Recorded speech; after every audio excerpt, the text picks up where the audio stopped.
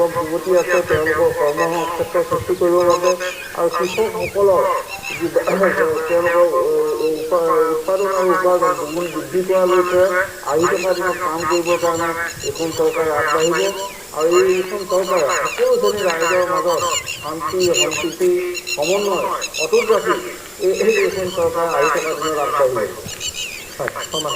এতিয়া চাওক তেওঁলোকে মই আগতে কৈছোঁ চৰকাৰ হওক আমাৰ তেওঁলোকে কি কাম কৰিব 5 বছৰ আমিতো দেখিলোঁ যোৱা 5 বছৰ তেওঁলোকে অসমক দেশৰ 5খন ৰাজ্যত য'ত কৰিম বুলি কৈছিল নোৱাৰিলে বাৰু কৰিব বাকী অন্য কথাবোৰ আমি দেখিছোঁ সেইবোৰ এনালাইচিছ আমি এতিয়া নকৰোঁ পৰৱৰ্তী সময়ত সেই কথাবিলাক চৰকাৰৰ কাৰণে যিহেতু দ্বিতীয়বাৰলৈ নিৰ্বাচিত হৈছে আৰু প্ৰথমবাৰ অসমত অনাকাংক্ষিত চৰকাৰ এখন দ্বিতীয়বাৰলৈ এনেদৰে গতিকে ৰাইজৰ কিছু পৰিমাণে সন্তুষ্টি আছে আপুনি একেবাৰে নাই কৰা বুলি ক'লে